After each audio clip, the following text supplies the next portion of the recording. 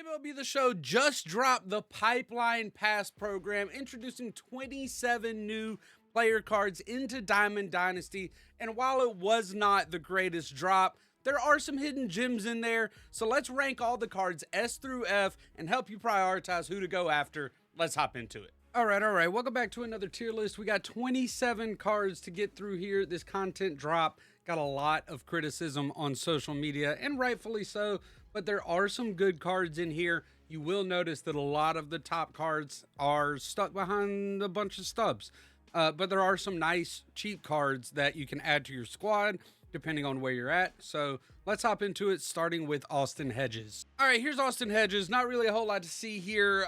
Not a great card. I guess they wanted him to be great defensively, but he doesn't even have catcher pop time. I mean, not really worth spending a whole lot of time on this one.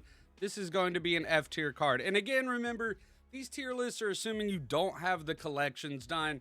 Maybe you got one or two done. You got a Roland, or you got a Santana maybe, or a Buxton, but you're not like fully completely done like I am with my team. So these are for, general no money spent squads, but still, Austin Hedges, no sir. Xander Bogaerts. Now, Xander Bogaerts is one of the better cards of the drop. He is 21,000 coins or stubs, so not terribly expensive, but also not part of the free content. Maybe you can get him out of a free pack. But 83, 87 contact, 101, 108 power. The issue that a lot of people have is that he has 70 clutch, which, by the way, I mean, if you don't know, clutch doesn't fully replace contact in, when with runners in scoring position. It's a modifier, right? So, I mean, his contact's not going to drop down to 70 fully, but it's not ideal, that's for sure. That being said, he's a pretty good fielder at shortstop as well. No quirks, unfortunately, but a decent card. We're going to go ahead, and I think this one is actually probably going to end up like mid to low B tier. All right, Lucas Giolito is the card you get for doing the new Pipeline Pass Showdown. Unfortunately, he's just not very good. 97 mile an hour fastball, 12-6 circle change, and sinker. He's only got 82 hits per 9. Giolito was known for being a fireballer when he was young, but he does not get outlier. So, yeah, just not a very good card. I think, he's better than Austin Hedges. We'll go to D tier.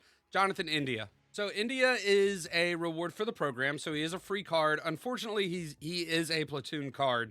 99-60 against lefties, but 74-70 against righties. So he does have 90 clutch and decent fielding. You can get him up to 80 fielding with just P2. So not a bad, it's a pretty bad card. I mean, let's just be honest.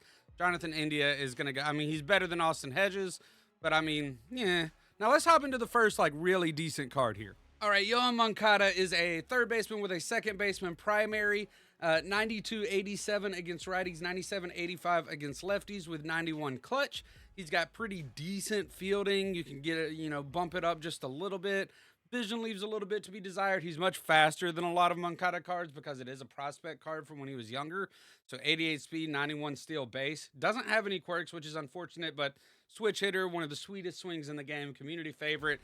He is a collection reward for the Pipeline Pass series. So I think, let's see, you're going to go, when you go through the program, you're going to get 8 free cards. You get 6 cards from the program plus a pack. And then you get Giolito for free from the showdown. So that's 8 free cards. And then right now, a lot of these cards, like these lower tier cards, like Austin Hedges, they're pretty much buyout, $27.50 being the minimum that you can buy them for. So you can get Moncada, collect 18 of these cards for right around 20 to 25K right now, maybe 30K. And I do think that is really great because he is going to be our first S tier card. Some people may argue with me, say that there's better options, but he's going to be my starting second baseman in my God squad. The only time that I think so I sold my Willie Castro, and so I'm starting Corey Seager at shortstop and Moncada at second base. If I still had Willie Castro, I'd probably start him at short and start Seager at second base. But otherwise, I think Moncada is probably the best second baseman in the game right now. All right, Starling Marte Parte is actually a decent card. I mean, we've gotten some better options recently in the outfield, but for a 90, I mean, he looks pretty good. 87-70 against righties, 90-77 against lefties, 85 clutch, 93 speed, 86 steal, 82 fielding, and an 86 arm. Can play every outfield position. He's got unfazed and situational hitter. Not the best quirks in the world, but still some quirks to help out, especially in clutch situations. Obviously, the issue with him is going to be his lack of pop. But if you can get past that, he can be a pretty decent starting outfielder for you. He'll be our first C tier player. Now, let's talk about the chase pack. All right, it's Vladimir Guerrero Jr., third base primary with first base secondary, which is really great.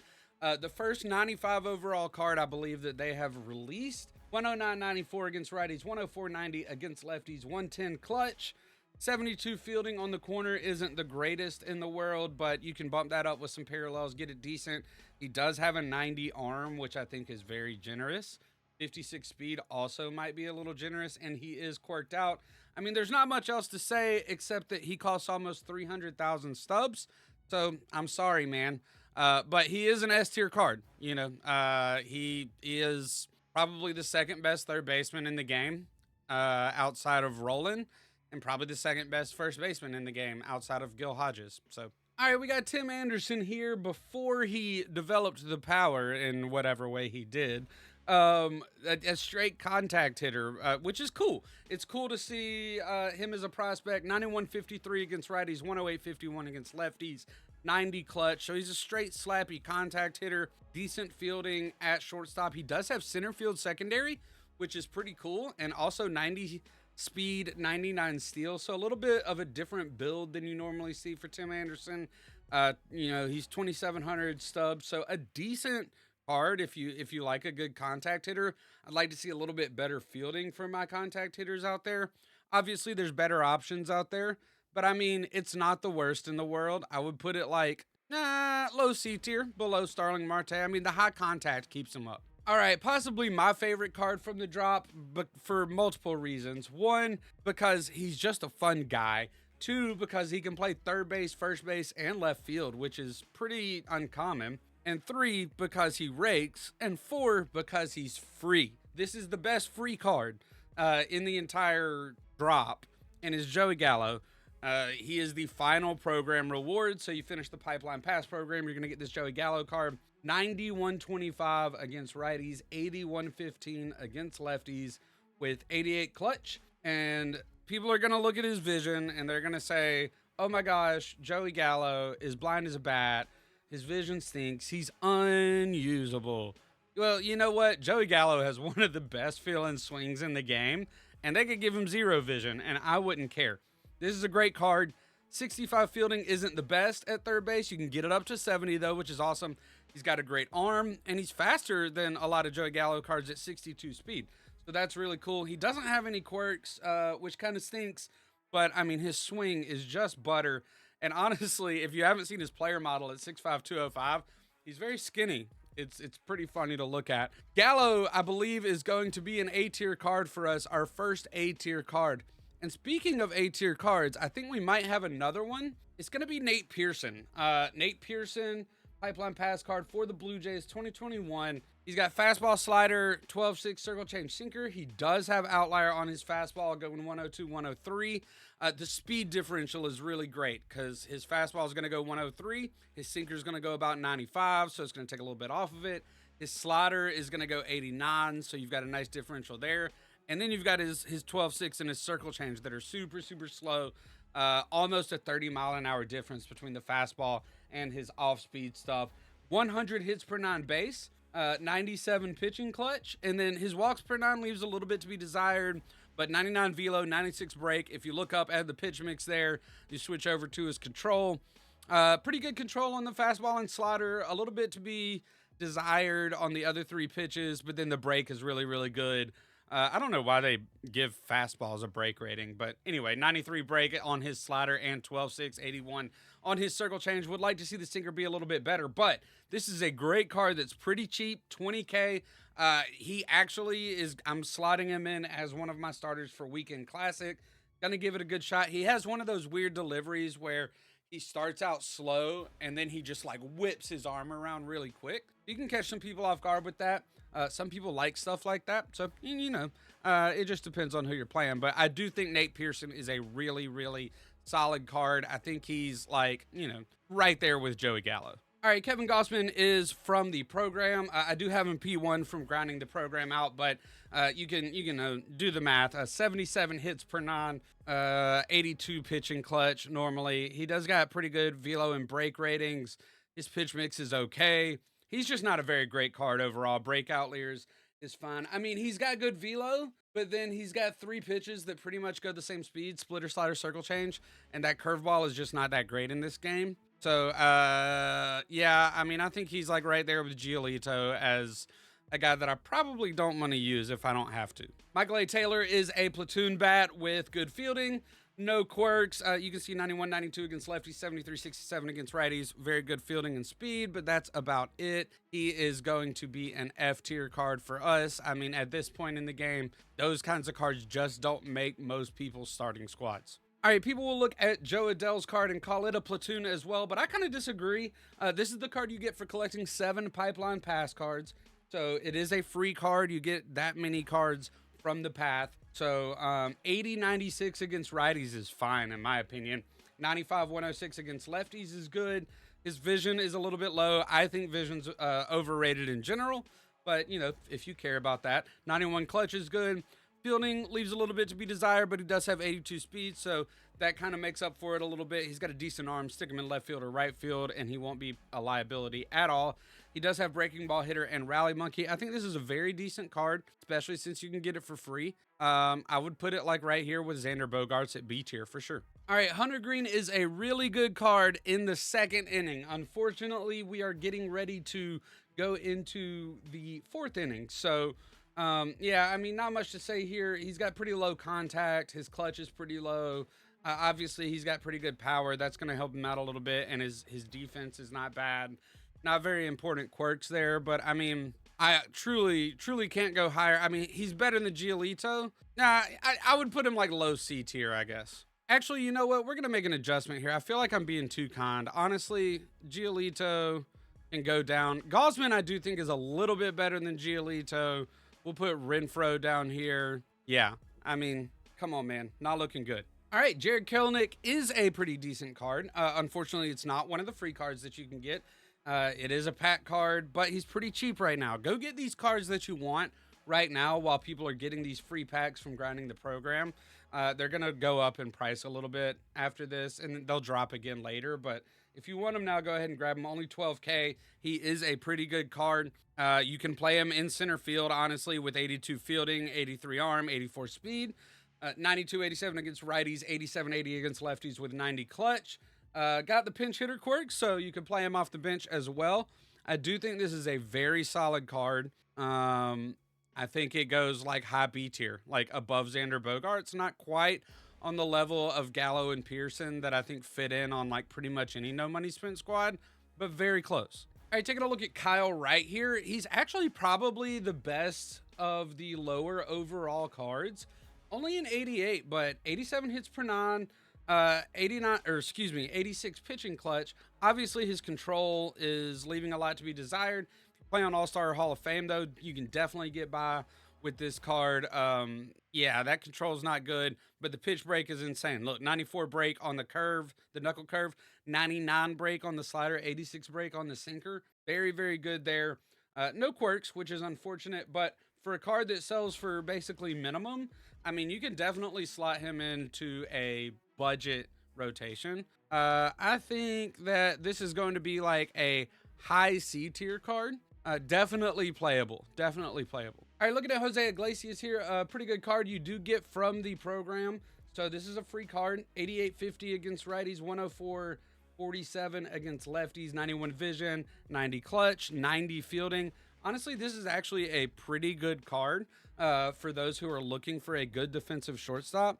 And it's going to force me to really move Tim Anderson down because they're kind of the same player, but Jose Iglesias does everything better.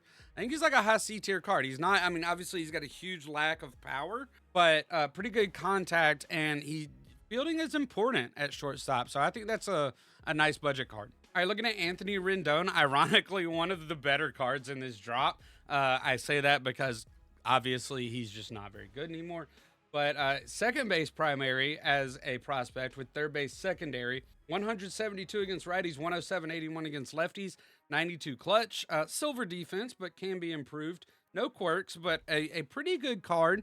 A little bit slow, but I mean, I definitely think if Joe Adele is B tier, so is this card. All right, Brady Singer, not a very good card at this point. 95-mile-an-hour sinker, slider, circle change fastball, 82 hits per nine, 76 pitching clutch. He does have break outlier, but that's about it. Not a good card. We're going to throw him down in F tier here. Do not want him on my field. Mitch Keller, though, not a bad card. He is a pack card, 7,000 stubs. Hits per nine is good. 94 hits per nine, 95 pitching clutch. He's got a good pitch mix, 96-mile-an-hour fastball. Cutter, sweeper, circle change 12-6. He does have break outlier. The issue that I have with Mitch Keller, and this is just a personal thing maybe, but I do feel like he exposes the ball in his delivery, which Garrett Cole also does. We'll talk about later. And that makes him a little bit easier to hit. But I struggle to rate people based off of animations. I do think he's a solid card statistically. So I'll put him like high C tier. Not a bad card at all. But like I said, I think that delivery kind of doesn't do him any favors. All right, Kyle Schwarber, primary catcher. Yes, sir. This is my new DH. Unfortunately for most of you, he is 200,000 stubs. So he is the special insert player, which I hate that term. It's basically a second chase card. So yeah, I mean, you need either him or Vladimir Guerrero Jr. to finish this collection. But if you can get him, I mean, everybody who's played the game knows that his swing plays so well. 102, 115 against righties, 95, 100 against lefties, 100 clutch, and he's even relatively athletic for a Kyle Schwarber card. 64 fielding, 67 arm, 43 speed, so not the best, but also faster than some other Schwarber cards. And again, catcher primary is really dope. Obviously, this is an S tier card. Unfortunately, again, behind a paywall. All right, we won't spend too much time on Garrett Cole. He is a program reward, second from the top, so the card you get before Joey Gallo. 88 hits per nine, 93 pitching clutch, has a pretty decent pitch mix. He has the same issue that I think Garrett Cole has, or excuse me, Mitch Keller has, which is that he exposes the ball way too early in his delivery, which makes him super easy to hit, in my opinion. That being said, just based off of stats, I do think he's a little bit better than Mitch Keller. I'd throw him maybe right above this Anthony Rendon here. Not a horrible card if you can get past the fact that he's a little bit easy to read. If you can come up with some nice pitch mixes with him, you can probably have a little bit of success. All right, Jake Bauers, not a horrible card, but I mean, come on now. We're about to start the fourth inning. This would have been a card I would have loved to get about a month ago. As of right now, though, just a D tier card, honestly. Not really anybody is looking to add him to their squad. Mickey Moniak is a card that's built pretty well. This is a card that you get from the program. 102-60 against righties, 94-45 against lefties with pretty good vision, 98 clutch. Good fielding, good speed. Unfortunately, there's a better version of him in Victor Scott that's also free that just dropped in Team Affinity 2. And there's like a bunch of contact speed center fielders. I would probably take Pete Crow Armstrong over this card just because of how well that card plays. So just kind of low C tier for me. Andrew Vaughn, a card that kind of surprised me with how well I liked his swing when I was grinding through the program. 90 clutch, 90 contact right, 90 contact left, 83-88 power. 63 fielding is not great, but he plays first base. Just don't put him in left field or right field unless you absolutely have to. He has first pitch hitter quirk. If you're looking for a budget first baseman, not a bad option at all. There are better options out there. I would go like high C tier. And honestly, like looking at this list, I'd probably move Rendon down to high C tier as well, just based on other options. All right, when we look here at Corey Seager, he is the final collection reward for this program. You have to collect 25 cards, which means you need every card except for either Vlad Jr. or Kyle Schwarber. Right here. So you got to get one of those super expensive cards. I'm not condoning it, okay? I'm just a messenger here. 106, 100 against righties, 190 against lefties, 104 clutch. He's got good fielding, 80 fielding, 74 arm, 79 or 78 reaction. So you can get that up to 80 really, really quickly. 45 speed is pretty slow, but it's a lot faster than his current card. He's got good quirks, breaking ball hitter, first pitch hitter, rally monkey. I wish he had Deb Red. That's pretty much My only complaint on this card, his fielding is good enough that you can play him at second base out of position, or you can play him at third base. I mean, he's a great card. He's an S tier card. The only problem is how expensive he is. So, I mean, it's just not accessible for most people. And then AJ Puck is going to be our last card. He has 82 hits per nine, 80 pitching clutch, 92 velo, 97 break. No sinker, though, which kind of stinks. Fastball, slider, circle change, curveball. AJ Puck has a pretty funky delivery. That's about all he has going for him, though. This is a high D tier card. All right, so here we go. Final tier list here. I mean, obviously, they dropped some really good cards here. The problem is, if you look at the S tier cards, one of them costs about 200K. One of them costs about 300K. One of them is a collection that involves one of the 200 or 300K cards. And then really, Yohan Moncada is the best value card because I do think you can play the program, spend about 20 to 30K stubs and lock them in for, it's probably a little more, probably like 30 to 40K stubs. Lock him in, get Moncada. You got a starting second baseman or third baseman. He's really good. Past that, though, Joey Gallo, I think, is a good free card. Nate Pearson costs about 20K stubs. And then you get down to the B tier even. Garrett Cole is free. Joe Adell is free. Kelnick costs about 12 to 15K. Bogarts is 20 to 25K. So you get down to the C tier before you really start getting into the free cards. But even down in this C tier, I mean, Moniak is free. Iglesias is free. And I think that's it. The rest are pack cards. So not a great showing from SDS, kind of getting away from their identity. They did drop some good cards, but not super accessible. Would love to see that change in the future. However, I hope you can use this tier list to kind of prioritize who you go after, get you an upgrade in your lineup real soon. Get ready for Weekend Classic. If y'all enjoyed this, please leave a like and subscribe. Drop a comment down below. Let me know what I missed. Let me know what I did wrong. Hey, hopefully Friday is better. We'll see you next time. As always, you're super appreciated. Peace out.